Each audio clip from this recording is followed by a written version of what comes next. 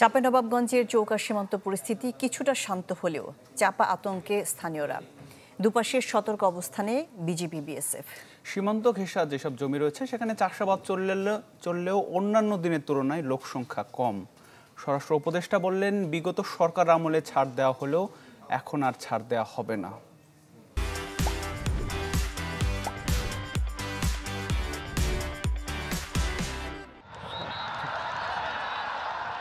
শেখ হাসিনা সরকার পতনের পর থেকেই কিছুটা টানাপোড়েন বাংলাদেশ ভারত সম্পর্কে, আর তা নতুন করে ভাবাচ্ছে সীমান্তে কয়েকদিনের উত্তেজনাকর পরিস্থিতি।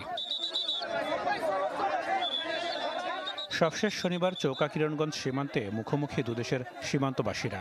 ফসল কাটা নিয়ে হয় ভয়াবহ সংঘর্ষ। এখন পরিস্থিতি কিছুটা শান্ত হলেও স্থানীয়দের মাঝে বিরাজ করছে চাপা আতঙ্ক। দুপাশে সতর্ক অবস্থানে রয়েছে বিজিবি বিএসএফ। সীমান্ত ঘেঁষা জমিতে চাষের কাজ করলেও অন্য দিনের তুলনায় লোক সংখ্যা কম। বারবার উত্তেজনাকর পরিস্থিতির জন্য ভারতীয় আগ্রাসনকেই দুষছেন সীমান্তবাসী। বলছেন, সবই তাদের পরিকল্পিত। এখন সীমান্তে যে পরিস্থিতি সৃষ্টি হয়েছে এটা হচ্ছে ভারত আগ্রাসন এবং ভারতীয় আধিপত্যবাদ। বিএসএফ এর উদ্দেশ্য হয়েছে আমরা এখানে তার বেড়াটা দিবই, এই জন্য ছোটোখাটো বিষয়কে কেন্দ্র করে ওরা আমাদের সাথে যে কোনো বিষয়ে জড়িয়ে ধরছে। তাদের সবসময় মনোভাবটা আগ্রাসী, আমাদেরকে ট্রাস্ট করার চেষ্টা করছে যে আমরাকে যে চেপে ধরে যেতে পারে, এরকম চেষ্টা করে তারা থাকছে। তো এই ধরনের পরিস্থিতি যেন ভবিষ্যতেও সৃষ্টি না হয়, সেই জন্য আমরা এলাকার জনগণের সাথে আমরা কথা বলছি, মত বিনিময় করছি, ওদেরকে উদ্বুদ্ধ করছি ওরা যেন সীমান্ত শূন্য লাইন অতিক্রম না করে। এদিকে রাজধানীর তেজগাঁওয়ে স্বরাষ্ট্র উপদেষ্টা বলেন, আগে সীমান্তে ছাড় দেয়া হলেও এখন আর নয়। আশ্বাস দেন, শিগগিরই এমন পরিস্থিতির সমাধান হবে।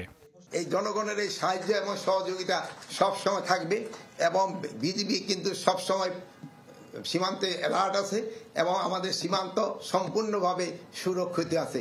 এই সীমান্ত এই সাইডে কেউ কোনো দিনই আসতে পারবে না। আমরা যতদিন বেঁচে থাকি আমাদের রক্ত ঝরবে, কিন্তু সীমান্ত সুরক্ষা থাকবে। অন্যদিকে ভারতীয় গণমাধ্যমের এক প্রতিবেদনে বলা হয়, সীমান্তে উত্তেজনাকর পরিস্থিতির মধ্যে সংঘাত বন্ধ ও মোকাবিলায় ইতিবাচক ভূমিকা রেখেছে বিজিবি, যার প্রশংসা করেছে বিএসএফ। নাদিম হোসেন, চ্যানেল 24।